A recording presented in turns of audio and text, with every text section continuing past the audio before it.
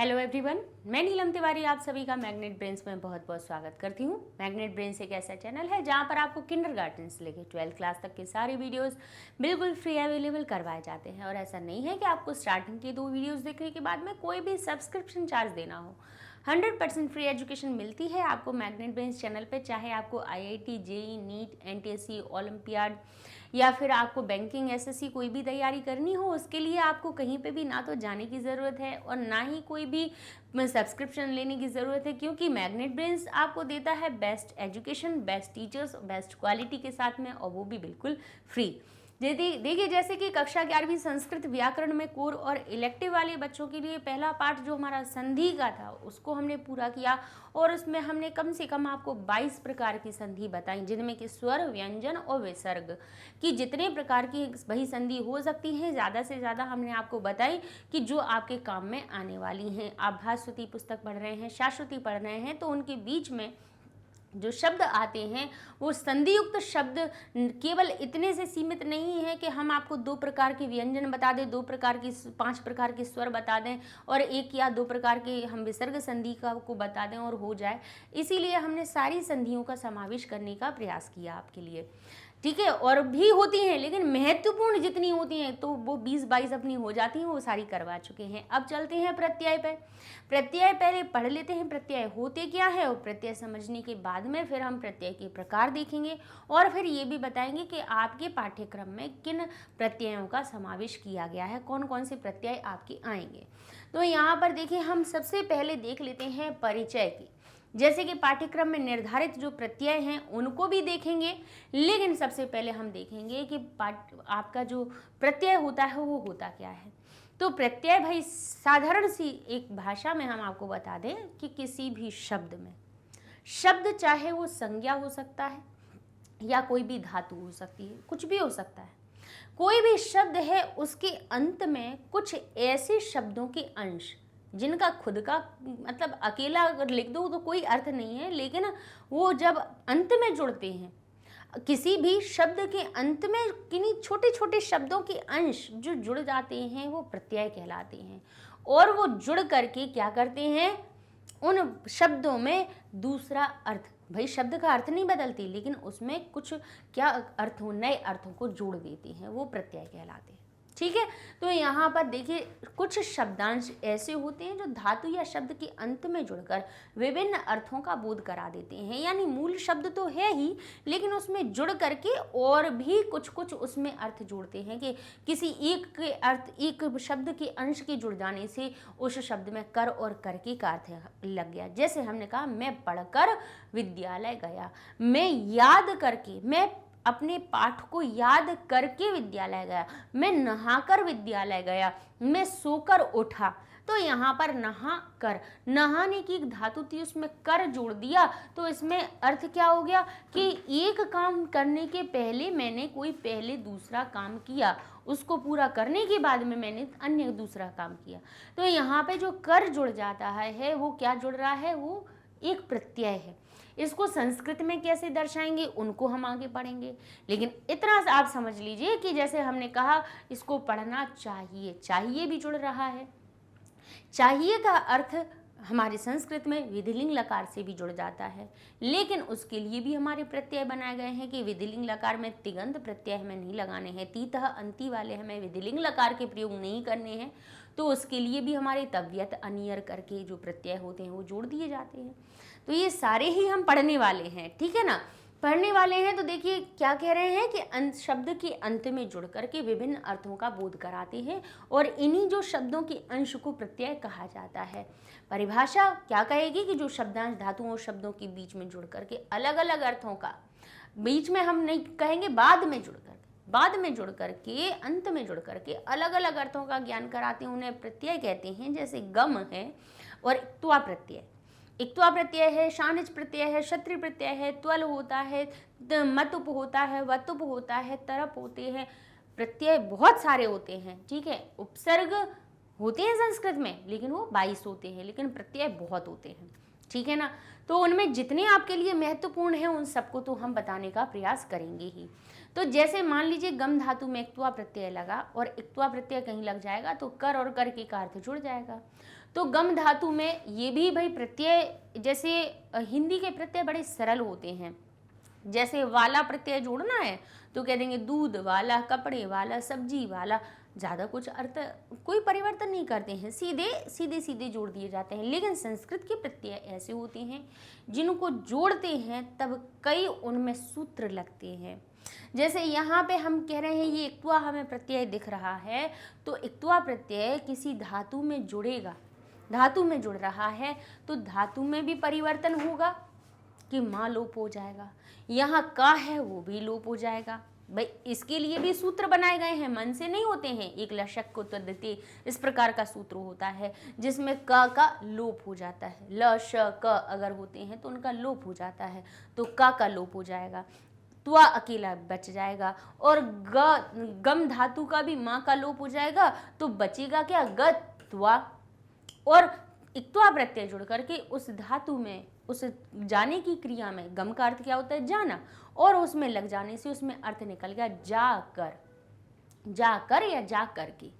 ठीक है, तो ये अपन कुछ कुछ प्रत्यय हम पढ़ेंगे, ठीक है ना, जो आपके में आने वाले हैं उन सभी को हम आपको बताएंगे। ऐसे ही क्षत्रिय प्रत्यय होता है, तो भाई क्षत्रिय प्रत्यय में भी क्या जुड़ जाता है, श, लशक को तद्धिति, जो अभी हम सूत्र बोल रहे थे उसमें क और श और ला का लोप हो रहा है, तो श जुड़ हट जाएगा, र हो जाएगा, उसकी भी इत संज्ञा हो जाती है, वो भी लोप हो जाता है। अत शेष बचता है, अत शेष बचता है, और उसके भी रूप हमारे कैसे बन जाते हैं, अत के भी अलग अलग प्रकार के रूप बन जाते हैं। अत अन में परिवर्तित हो जाता है, कैसे हो जाता है वो भी हम सीखेंगे, लेकिन थोड़ी सी अभी केवल रूपरेखा समझ लीजिए कि कैसे कैसे हमें काम करना है। तो गम हो जाएगा हमारा गच्छन, क्योंकि गम धातु अपना रूप कहाँ क्या बना लेती, गच्छ भी बना लेती है।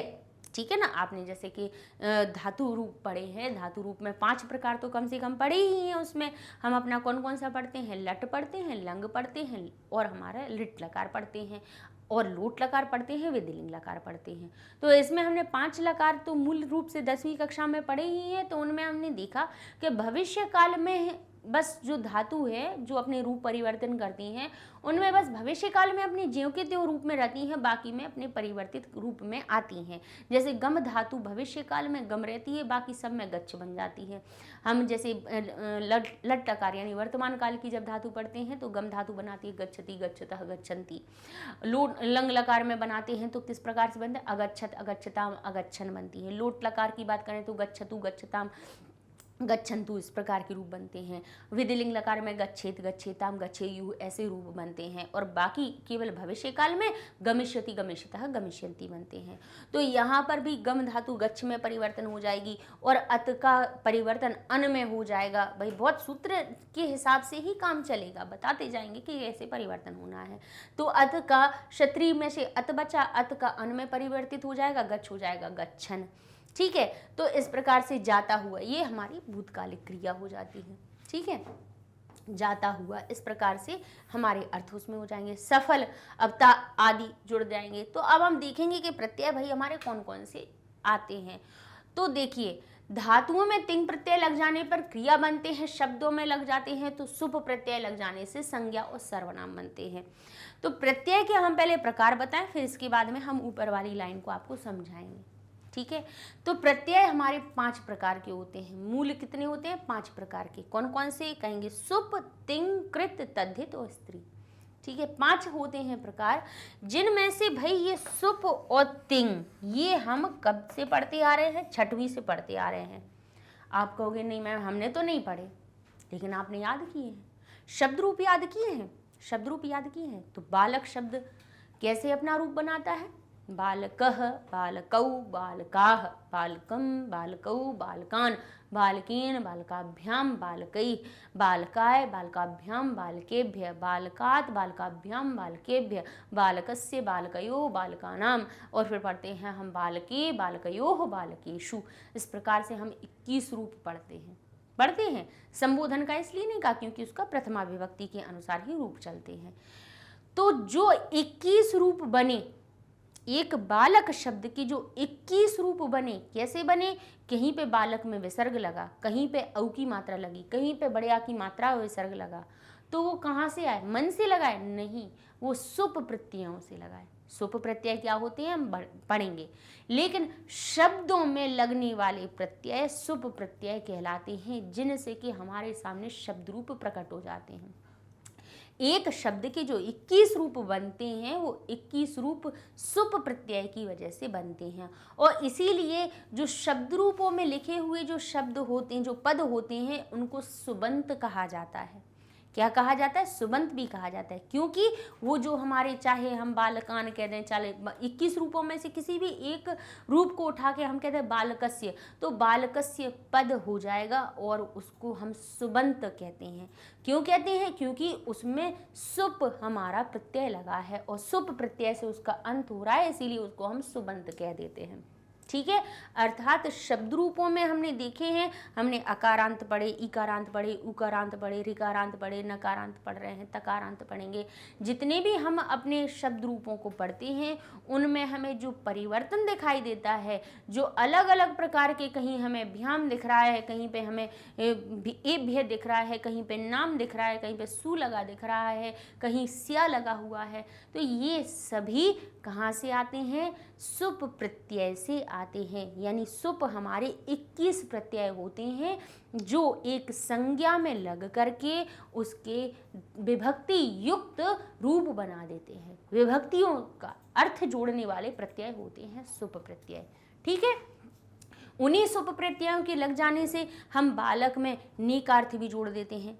उसी में हम उन्हीं सुप प्रत्ययों की वजह से द्वितीय विभक्ति में हम को का अर्थ जोड़ते हैं, तृतीया में से और के द्वारा का अर्थ जोड़ते हैं, चतुर्थी में के लिए का अर्थ जोड़ते हैं, पंचमी में से अलग होने वाला जोड़ते हैं, षष्ठी में काकी की जोड़ देते हैं, सप्तमी में मैं पर का अर्थ जोड़ते हैं। तो ये परिवर्तन किस वजह से होता है? सुप प्रत्ययों की वजह से होता है। ठीक है ना, ये अर्थ हमें सुप प्रत्यय देते हैं, प्रत्यय अर्थ जोड़ते हैं। तो देखिए, हम विभक्ति में आपको सिखाते जा रहे हैं, शब्द रूप याद करवाते हैं, तो उसमें हम कहते हैं कि देखो प्रथमा विभक्ति में जैसे बालकः बालकौ बालकाः लिखा है तो अर्थ निकलेगा बालक, दो बालक और बहुत सारे बालक, और साथ साथ में प्रथमा विभक्ति ने का भी अर्थ जोड़ती है, तो हम कहेंगे बालक ने, दो बालकों ने और बहुत सारे बालकों ने। तो हमने शब्द रूप जितनी भी बारी भी बताए होंगे तो उसमें हमने आपको बताया कि हर एक विभक्ति जो लगती है, सातों विभक्ति हर एक शब्द में कुछ कुछ अर्थों को जोड़ देती हैं, और वो विभक्ति जो हमें दर्शाई कैसे जाती हैं, हमें मूल रूप में हमें जो पूरा बना बनाया जो दिखता है,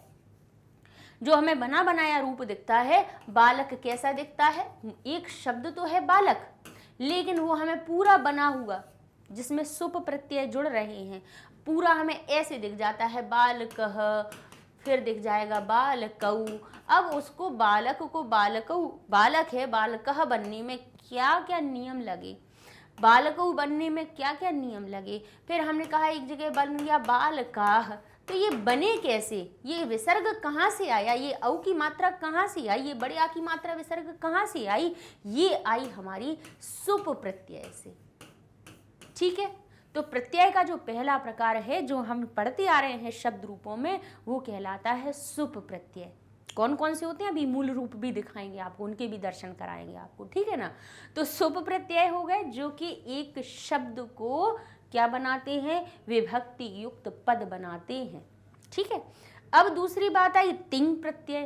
तिंग प्रत्यय क्या होते हैं? तो कहेंगे धातुओं में जुड़ने वाले। धातुओं में हम लकार के अनुसार प्रत्यय जोड़ते हैं। कौन कौन से जोड़ते हैं? जैसे पठ दिखता है तो हम कहते हैं पठती, ती लट लकार के प्रत्यय हम जैसे आपको याद करवाते हैं। कैसे करवाते हैं कि प्रथम पुरुष में ती, प्रथम पुरुष के प्रत्यय, द्वितीय प्रथम पुरुष, मध्यम पुरुष और उत्तम पुरुष, इस प्रकार से हम आपको याद करवाते हैं कि प्रथम पुरुष में हम क्या लगाएंगे धातु में, मध्यम में क्या लगाएंगे, उत्तम में क्या लगाएंगे, इस प्रकार से हम आपको समझाते हैं। और हम कैसे याद करवा देते हैं भाई, उनके पूरे बड़े विस्तृत रूप ना बता के हम संक्षिप्त में आपको क्या बता देते हैं कि एक वचन की धातु में आप ती लगा दिएगा, द्विवचन में तह लगा दीजिएगा और बहुवचन में अंति लगा दीजिएगा। ठीक लगाते हैं, कहते हैं। तो ती तह अंति सी थह थ आमी आवह आमह, इस प्रकार से हम आपको रूप लगवाते हैं, करवाते हैं कि तो पठ बन जाता है हमारा पठती, पठतः, पठंती, पठसी, पठत, है ना, पठसी, पठतः, पठ, और हमारा इस प्रकार से बन जाते हैं। पठत, पठत और पठामी, पठाव, पठामह। इस प्रकार से हमारे रूप किस में बनते हैं भाई, ये लकार के अनुसार बनते हैं। तो तिंग प्रत्यय क्या होते हैं, बोले ये जो तीतः अंति लकार के अनुसार, हर एक लकार में यानी जो काल के अनुसार जो हम लकारों में जो प्रत्यय जोड़ते हैं, किसी भी धातु में जुड़ने वाले प्रत्ययों को तिंग प्रत्यय कहते हैं, जो कि लकार के अनुसार धातुओं का रूप बदलते रहते हैं। तो उनको क्या कहा जाता है, तिंग प्रत्यय कहा जाता है। तो सरल भाषा में समझ में आया कि जो तीतः अंति सीथा था आमी आवा आमहा हम लट लकार में जोड़ देते हैं, त तामना अह तमता अम आव आम हम लंग लकार में जोड़ते हैं, श्यति शता शंति शसी शथा स्यत श्यामी श्यावा श्यामह हम लंग लग अपने लिट लकार में जोड़ देते हैं, लोट लकार में तू ताम अंतु अ तमता अम आव आम आनी आव आम हम लोट लकार में जोड़ देते हैं, एत एताम ए यू हम विधिलिंग लकार में जोड़ देते हैं। तो ये जो प्रत्यय जोड़े जा रहे हैं ये तिंग प्रत्यय कहलाते हैं। ठीक है, इनके भी अभी दर्शन करवाते हैं। फिर आते हैं कृत प्रत्यय, फिर आते हैं तद्धित प्रत्यय और आते हैं स्त्री प्रत्यय। तो ये सुप हमारे शब्दों में जुड़ते हैं, तिंग हमारे धातुओं में जुड़ते हैं। इनके अलावा शब्दों और धातुओं में जुड़ने वाले प्रत्यय ये भी होते हैं, कृत, तद्धित और स्त्री। ये कृत प्रत्यय भी हमारे कहाँ जुड़ते हैं, धातुओं में जुड़ते हैं। कृत प्रत्यय कहाँ जुड़ते हैं, धातुओं में जुड़ते हैं, अलग अलग अर्थों को बना देते हैं। तद्धित हमारे कहाँ जुड़ते हैं, शब्दों में। सुप के अलावा, सुप प्रत्यय के अलावा कई ऐसे अर्थ होते हैं जो हमें भाई, यहाँ तो जो सुप प्रत्यय हैं वो हमें विभक्ति वाले, कारक और विभक्ति वाले अर्थों को जुड़वा देता है। लेकिन इसके अलावा अगर कोई हमें अर्थ बनाना हो, उसके अलावा कोई शब्दों में हमें अर्थ बनाना हो, तो हम कौन से प्रत्यय लगाएं, तो उसके लिए तद्धित प्रत्यय लगाए हैं। ऐसे ही तिंग प्रत्यय भी कह रहे हैं कि जैसे हमने कहा कि पढ़ता था, पढ़ता है, पढ़ते हैं, दो पढ़ते हैं, पढ़ता था, पढ़ेगा, पढ़ो या पढ़ना चाहिए, तो ये अर्थ तो हमें लकार बता देते हैं। लेकिन इसके अलावा अगर हम कहें कि पढ़ता हुआ जाता है, अब हम कह दें कि पढ़कर गया, एक बार कहा कि पढ़ना चाहिए तो कहेंगे विधिलिंग लकार में चाहिए मिलता है, लेकिन जरूरी थोड़ी ना कि हम हर जगह विधिलिंग लकार का प्रयोग करें। तो इसीलिए जैसे पढ़ता है, पढ़ता था, तो भाई काल के अनुसार हमें गागी गे जोड़ना हुआ है, या हमें लोट लकार की आज्ञा जोड़नी है, उसमें आज्ञार्थ बनाना है, उसको चाहिए का अर्थ बताना है उसमें, तो तब तो हम कौन से अपने तब तो हमारे पास तिंग प्रत्यय लगे हुए हैं, तो हम उन्हें लगा देते हैं।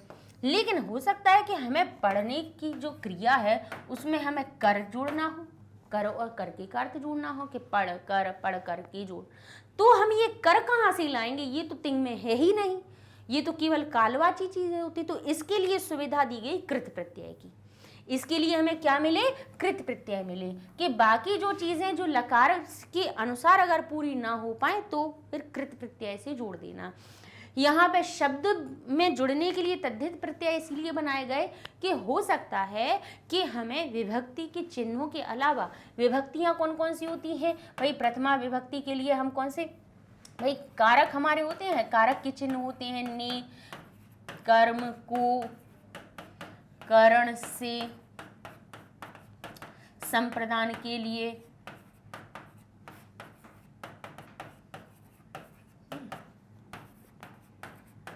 अपादान से अलग होने वाला, संबंध काकी के,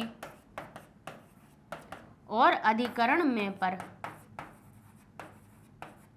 अधिकरण में और पर। तो अब यहाँ पे ये कारक चिन्हों को दर्शाने के लिए हमारी विभक्ति बनाई जाती है कि कर्ता में प्रथमा विभक्ति लगा दो तो प्रथमा विभक्ति के जो भी रूप होंगे उसमें ने का अर्थ जुड़ जाएगा, कर्म है तो द्वितीय लगा दो, करण है तो तृतीय लगा दो, संप्रदान के लिए चतुर्थी विभक्ति लगा दो, अपादान के लिए पंचमी लगा दो, संबंध में काकी के का चिन्ह जोड़ना है, किसी शब्द में काकी के का चिन्ह जोड़ना है तो संबंध कारक के अनुसार षष्ठी लगा दो, अधिकरण में मैं पर जोड़ना है, किसी शब्द में मैं पर का अर्थ जोड़ना है तो उसके लिए सप्तमी विभक्ति लगा दो। तो इन चिन्हों के लिए तो चलो हमें विभक्ति वाले प्रत्यय मिल गए, और विभक्ति के प्रत्यय कहाँ से मिले, हमें सुप प्रत्यय से मिले। ठीक है। सुप जो प्रत्यय हैं वो हमें विभक्ति के अर्थों को जुड़वा देते हैं, ये तो मिल गए। लेकिन अगर हमें कहना है कि बुद्धि वाला, हमें क्या कहना है, बुद्धिमान, है ना, शक्तिशाली, शक्ति वाला, अब ये वाला लगाना है, मान लगाना है, वान लगाना है, धनवान बनाना है, तो ये कहाँ से जुड़ेंगे, बोले ये तो इसमें है ही नहीं, ये तो बताओ, ये तो हमारे पास है ही नहीं। यहाँ तो हमारे पास मैं पर के लिए ये सारे दिए हुए हैं, तो उनके लिए फिर तद्धित प्रत्यय बनाए गए। ठीक है, तो तद्धित प्रत्यय कैसे जुड़ते हैं, शब्दों में ही जुड़ते हैं, लेकिन विभक्तियों के अलावा, कारक चिन्हों के अलावा जो अर्थ होते हैं उनको जोड़ने के लिए तद्धित की हमें सुविधा दी गई। फिर आए स्त्री प्रत्यय। स्त्री प्रत्यय क्या करते हैं, स्त्री प्रत्यय पुल्लिंग शब्दों को स्त्री में बदल देते हैं। ठीक है, घोड़ा घोड़ी, पुरुष बालक बालिका, ठीक है, बालक हो गया बालिका, घोड़ा हो गया घोड़ी, और बाघ हो गया बाघिन। ठीक है, अलग अलग प्रकार से क्या करते हैं, बस पुल्लिंग शब्द हैं और उनको स्त्रीलिंग में बदलना है, तो उसके लिए हमारा बना स्त्री प्रत्यय। तो थोड़ा सा हम इनको और आपको इस प्रकार से बता दे रहे हैं। सुप प्रत्यय, ये प्रत्यय सु से शुरू होते हैं और सुप प्रत्यय पर अंत हो जाते हैं, इसीलिए इनको सुप कहा जाता है। अब देखिए ये यहाँ पे क्या लिखा है, और सुप को सुबंत क्यों कहा था, सुप प्रत्यय लगने से जो शब्द बनते हैं उनको सुबंत क्यों कहा जाता है। तो जैसे कि यहाँ पे हम आपको कह रहे हैं बालक, बालक में सु जुड़ने पर, यानी शुरुआत का प्रथमा विभक्ति का एक वचन का प्रत्यय सु होता है और वो हमारा बालक बन जाता है बालकः। तो इस बालक को क्या कहा जाएगा, क्योंकि सुप प्रत्यय लग जाने पर सुबंतम तिगंतम पदम, पद कहते हैं ना, आपको प्रश्नोत्तर में कहा जाता है कि एक पद में उत्तर लिखिए, एक पदेन उत्तरत, एक शब्द में उत्तर नहीं कहा जाता, एक पदेन लिखा जाता है। लिखा जाता है कि नहीं लिखा जाता। तो यहाँ पर पद की क्या परिभाषा बताई है, सुबंतम तिगंतम पदम, यानी सुबंत और तिगंत जो पद, जो शब्द बनते हैं वो पद कहलाते हैं, जो शुभ से अंत हो रहे हो। तो यहाँ देखिए ये जो शब्द है इसका अंत किससे हो रहा है, सुप प्रत्यय से हो रहा है, इसीलिए इसको कहेंगे सुबंत। सुप में अंत का लगा देंगे तो सुबंत क्या पाका हमारा किस में परिवर्तन हो जाएगा, बा में, जशत्व संधि के नियम से।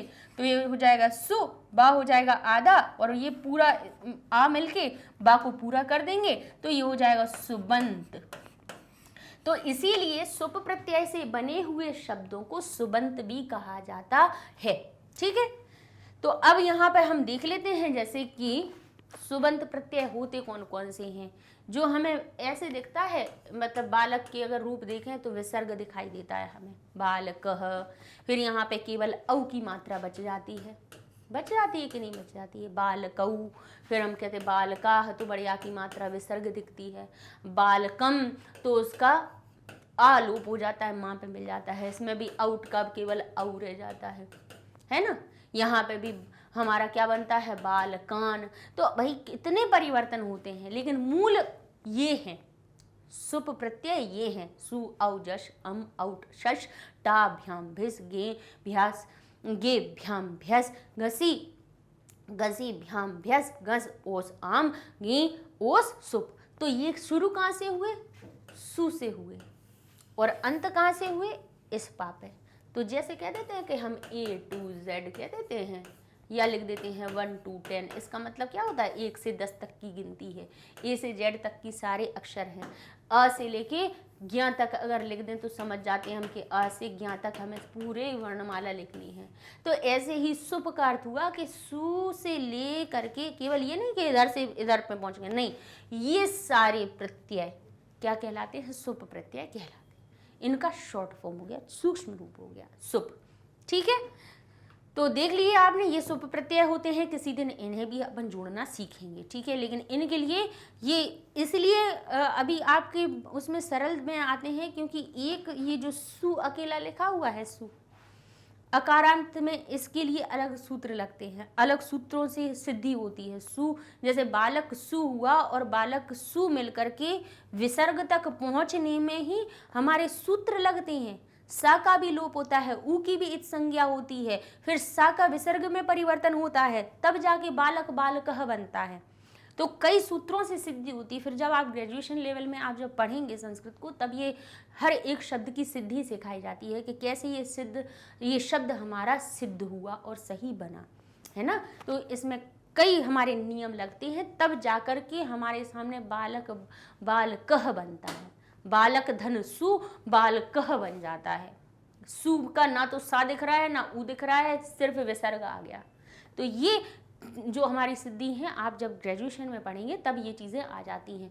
और अभी अभी मतलब उन चीज़ों को पढ़ाएं भी हम, तो आप जो हमारी लघु सिद्धांत कौमुदी है, व्याकरण की पुस्तक है, बहुत उत्कृष्ट कोटि की है, जिसमें इन एक एक शब्दों की सिद्धि सिखाई गई है। ठीक है, तो अब कवि में जब सु लगता है तो उसमें भी कौन से नियम लगते हैं, तो कवि ही बन जाता है। तो अलग अलग हर एक जो स्वरांत होता है, या स्वरांत हुआ, व्यंजनांत, कोई भी शब्द हुआ, जैसे राजन नकारांत है, ठीक है, भवत हमारा तकारांत है। तो अलग अलग नियमों से उनमें अलग अलग आपको परिवर्तन दिखाई देते हैं। ठीक है, तो इस प्रकार से, लेकिन हमने आपको बता दिया कि सुप प्रत्यय ये जो विभक्ति वाले होते हैं उन्हें सुप क्यों कहा जाता है। इसलिए कहा जाता है क्योंकि ये मूल रूप में ये हैं, लेकिन हर एक शब्द में जुड़ने के इनके अलग अलग सूत्रों की प्रयोग होता है, और इस प्रकार से हमारे सामने शब्द रूप दिखाई देते हैं। तो सोचो, शब्द रूप तो आपके सामने कितने सरल तरीके से आ गए कि नहीं हो गए, और याद हो गए, लेकिन उनकी सिद्धि वो आए कहाँ से है, उनकी सिद्धि देखो कहाँ से होती है, यहाँ से होती है। अब जैसे देखिए, तिंग प्रत्यय हमने आपको जैसे कि बताया कि धातुओं में लकार संबंधी मतलब काल संबंधी अर्थ जोड़ने के लिए क्या बना दिए जाते हैं, तिंग प्रत्यय होते हैं।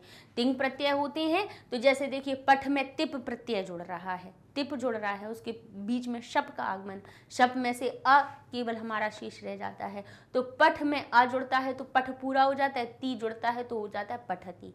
धातुओं में जुड़ने वाले तीत अंति वाले जितने भी प्रत्यय होते हैं उन्हें हम तिङंत प्रत्यय कहते हैं।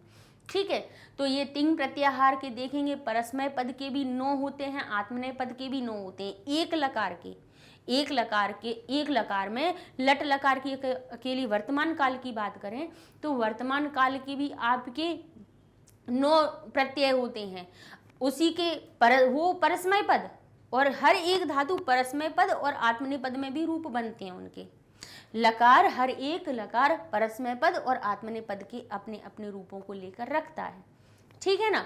तो इस प्रकार से हमारे जो लकार होते हैं 10, पूरे भाई लकार कितने होते हैं आपको पढ़ाए जाते हैं 5, लेकिन होते हैं 10। 10 में अब आप मान लो कि एक लकार में 9 रूप बनाए, ये केवल हम परस्मय पद की बात कर रहे हैं। परस्मय पद के 10 कितने होते हैं, 10 लकार होते हैं, और हर एक लकार में 9 रूप होते हैं, तो 10 में कितने बने, 90 रूप। तो 90 रूप बनते हैं परस्मय पद के और 90 बनते हैं आत्मनेय पद के, यानी एक धातु के आपके 180 रूप बन जाते हैं। ठीक है, तो मूल कौन से होते हैं, जैसे सुप देखिए हमें केवल दिखता है विसर्ग औ की मात्रा, और लेकिन मूल कौन से होते हैं, वो सुप प्रत्यय होते हैं। ऐसे ही हमारे ये जो लट लकार से शुरुआत होती है, तो परस्मय पद से शुरुआत हुई, जो अंत तक आत्मनेय पद पे पहुंचो तो तिप तस झी, इस प्रकार से सिप थस थ मिप वस मस, इस प्रकार से ये शुरू होते हैं, और महिंग यहाँ तक हमारे समाप्त होते हैं। तो इसीलिए इनको ती से शुरू हुए और चलते चलते ङा पे खत्म हुए, इसीलिए इनको तिंग प्रत्यय कह दिया जाता है। तो हम आपको बिल्कुल सरल भाषा में बता देते हैं कि धातुओं में जुड़ने वाले जो लकार के अनुसार आप जो प्रत्यय जोड़ते हो उनको तिंग प्रत्यय कहा जाता है। ठीक है ना। अब चलते हैं हम अपने कृत प्रत्यय पर, तो जिसमें लिखा है धातु पदों को नाम पद बनाने के लिए वाले जो प्रत्यय होते हैं वो कृत प्रत्यय कहलाते हैं। अर्थात यानी कृत प्रत्ययों के प्रयोग से जिन नए शब्दों का निर्माण होता है उन्हें कृदंत कह दिया जाता है, क्योंकि कृत से अंत हो रहा होता है। कृत से अंत हो रहा है, तो कृत जितने भी हमारे प्रत्यय हैं, अब जैसे जो मूल आपको बताने वाले हैं जो आपके पाठ्यक्रम के अनुसार हैं, वो कौन कौन से, जैसे पूर्वकालिक के लिए हमारे इक्त्वा और ल्यप प्रत्यय होते हैं। इक्त्वा और ल्यप प्रत्यय लग जाने से उस धातु में कर और कर के एक अर्थ जुड़ जाता है। निमित्तार्थक के लिए का अर्थ जुड़ता है, बोले नहाने के लिए तालाब गया, तो जाने की जो क्रिया हुई वो किस निमित्त से हुई, नहाने के लिए, तो के लिए का अर्थ जोड़ने के लिए तुमन प्रत्यय हो जाता है। ऐसे ही भूतकालिक क्रिया भूतकालिक प्रत्यय होते हैं वो इक्त और इक्तवतु कहलाते हैं। आप कहेंगे भूतकालिक के लिए तो लंग लकार भी है, लेकिन हमारे लंग लकार का अलग परिवर्तन होता है और हमारे ये इक्त और इक्तवतु अलग प्रकार के, क्योंकि वाच्य परिवर्तन होता है, तो वाच्य परिवर्तन के लिए इक्त और इक्तवतु हमारे जो प्रत्यय हैं वो प्रयोग किए जाते हैं। तो उनको हम सबको समझाएंगे, लेकिन एक केवल अभी सामान्य परिचय समझ लीजिए इसको। कृत्य प्रत्यय भी होते हैं, जैसे तव्यत और अनियर, जो चाहिए के अर्थ में जोड़े जाते हैं। ठीक है, तो जो भाई धातु में कोई कृत प्रत्यय जुड़ गया, जैसे गम धातु में हमारे सामने लिखा है गम धातु, उसमें इक्त्वा प्रत्यय जुड़ गया तो गम हो गया गत्वा। तो ये जो हमारा शब्द बना है वो क्या कहलाएगा? सुबंत कहलाएगा? नहीं, क्योंकि सु प्रत्यय तो लगा नहीं है। तिगंत कहलाएगा? तिंग से अंत होता है, नहीं हो रहा तो तिगंत नहीं कहेंगे। तो इसको क्या कहेंगे? क्योंकि ये जो इक्त्वा है ये कृत प्रत्ययों का एक प्रकार है। कृत से अंत हो रहा है इस शब्द का, इस धातु का कृत से अंत हो रहा है, इसीलिए कृत धन अंत। तो ता का हो जाएगा दा में परिवर्तन, क्योंकि जशत तो संधि हो जाती है, तो ता हो जाता है दा में, आ मिल के दा को भी पूरा कर देता है और ये हमारे सामने बन जाता है कृदंत। इसीलिए कृत प्रत्ययों को कृदंत कहा जाता है। नहीं तो बच्चे कहेंगे कि कृत प्रत्यय लिखा हुआ है, लेकिन हमारी जो सिलेबस है उसमें तो कृदंत लिखा हुआ है। तो मैडम अलग बता रही हैं, लेकिन कुछ अलग नहीं बता रहे हैं। कृत प्रत्ययों से अंत होता है, इसीलिए उनको कृदंत भी कह दिया जाता है। कृत प्रत्यय जहाँ जुड़ते हैं वो हमारे कृदंत कहलाते हैं वो शब्द। ठीक है, तो ये आपकी कृत प्रत्यय की बात हो गई। अब इसमें तद्धित बताए देते हैं। तद्धित भी अभी हमने आपको बताया कि शब्दों में जुड़ते हैं, है ना, शब्दों में जुड़ते हैं। जो प्रत्यय धातुओं को छोड़कर अन्य सभी शब्द जैसे संज्ञा हो गया, सर्वनाम हो गया, विशेषण हो गया, उसके अंत में जोड़े जाते हैं, वो हमारे तद्धित कहलाते हैं। इन्हें तद्धितांत कहते हैं, क्योंकि तद्धित से अंत हो रहा है, इसलिए तद्धितांत कहला जाता है वो। ठीक है, अच्छा, उनमें मतुप, वतुप, तरप, तमप, मयट, तल और हमारे ठक और हमारे इस प्रकार से अण, ताप, कई प्रत्यय हमारे आते हैं जो कि हमारे किसमें? तद्धित प्रत्यय में बताए जाते हैं। अब स्त्री प्रत्यय की बात आई, तो स्त्री प्रत्यय कह रहे हैं कि पुल्लिंग शब्दों में जिन प्रत्ययों को लगा करके उनको स्त्रीलिंग बना दें वो हमारी स्त्रीलिंग होती हैं, जिनमें टाप, डाप, चाप, गीप, गीश, गीन और टी प्रत्यय, इस प्रकार के ये प्रत्यय होते हैं। ठीक है, आ की मात्रा जिनमें जुड़ती है, जैसे अश्व बन गया अश्वा। ठीक है, जैसे ये लिखा है अश्व, और अश्व में टाप प्रत्यय जुड़ गया तो सबका लोप हो जाता है, केवल बड़े आ की मात्रा बचती है, तो अश्व हो जाता है हमारा आ जुड़ करके अश्वा। तो ये अश्व से घोड़ा, ये पुल्लिंग था, इससे स्त्रीलिंग अश्वा बना दिया गया। ठीक है, तो इस प्रकार से ये हमारे बड़े आ की मात्रा जुड़ के स्त्रीलिंग बना देते हैं। ठीक है, और ऐसे ही हमारी ई की बाघ, बाघिन हो गया तो इन प्रत्यय आ गया। ये हमारी को से गीप, गीस, गीन, इनमें से जुड़ गया। तो कैसे हमारे भाई आ की मात्रा, ई की मात्रा लगा करके हमारी कैसे रूप बना के स्त्रीलिंग बनाया दिया जाता है, वो हमारे कौन से कहलाते हैं? हमारे स्त्री प्रत्यय कहलाते हैं। जैसे यौवन शब्द में ति प्रत्यय जुड़ गया तो वो हो गया युवती। तो ये हमारे कौन से होते हैं? स्त्री प्रत्यय होते हैं। अच्छा, हालांकि आपके पाठ्यक्रम में कृदंत बताए गए हैं, कृदंत को पढ़ाया गया है, वही पाठ्यक्रम में बताए गए हैं, तो कृदंत हम बता देंगे। बाकी के अगर आप तद्धित और स्त्री भी पढ़ना चाहते हैं तो हमने 10वीं कक्षा में तद्धित प्रत्यय भी बनाए हैं और स्त्री प्रत्यय भी बनाए हुए हैं। ठीक है, अपनी जानकारी के लिए पढ़ना चाहते हैं कि हमें थोड़े मतुप भी पढ़ने हैं, हमें तद्धित प्रत्यय भी पढ़ने हैं, हमें स्त्री प्रत्यय भी पढ़ने हैं, तो ये प्रत्यय हमने उसमें 10वीं कक्षा के लिए भी बना दिए हैं, वीडियो हमने बना दिए हैं कि भाई अगर कोई बच्चा पढ़ना चाहे तो पढ़ सकता है। ठीक है, ये सारे वीडियो आपको मैग्नेट ब्रेन्स वेबसाइट पे आसानी से मिल जाएंगे। गूगल टैब पे जाना है, लिखना है magnetbrains.com। आप कहेंगे क्या यूट्यूब पे नहीं मिलेंगे? यूट्यूब पे तो है ही वहाँ पर, लेकिन प्लेलिस्ट में खोजबीन करने में कई बार क्या होता है कि बच्चों को मिलते नहीं है, तो बच्चे पूछते हैं कि मैम है कहाँ। तो सीधी सीधी रास्ता बता देते हैं कि आप वेबसाइट पे चले जाइए या एप्लीकेशन डाउनलोड कीजिए। वेबसाइट के लिए magnetbrains.com लिखिए गूगल पे, आपके सामने वेबसाइट पेज ओपन हो जाएगा। यहाँ पे इंग्लिश मीडियम में 11वीं कक्षा पे गए तो आपकी 11वीं कक्षा की वीडियो की देखिए सारे सब्जेक्ट की लिस्ट आ गई। संस्कृत व्याकरण देखिए ओपन हो गया आपका। यहाँ संस्कृत व्याकरण में पहुँचे तो आपके सामने संस्कृत व्याकरण का पेज हो गया। अब देखिए पहला जैसे हमारा प्रकरण संधि बन गया, इसके जितने भी लेक्चर होंगे 6, 8, 10, 12, 20, 22 सब सामने आ जाएंगे और आप क्लिक करेंगे आपके सामने पूरी लिस्ट होगी। अब आप किसी को भी ओपन कर सकते हैं और सिलेबस का जैसे ओवरव्यू देखा तो यहाँ से पता चल जाएगा कि कौन कौन सी चीज़ें हम पढ़ा रहे हैं। हर एक वीडियो यहीं पे लिस्ट में है तो बड़ा आसान हो जाएगा आपको ढूंढने में कि भाई प्रत्यय पढ़ने हैं तो प्रत्यय में गए, आपने खोला प्रत्यय आपके सामने आ गए। जितने प्रत्यय आपको पढ़ाए जाएंगे सारे लिस्ट में मिल जाएंगे।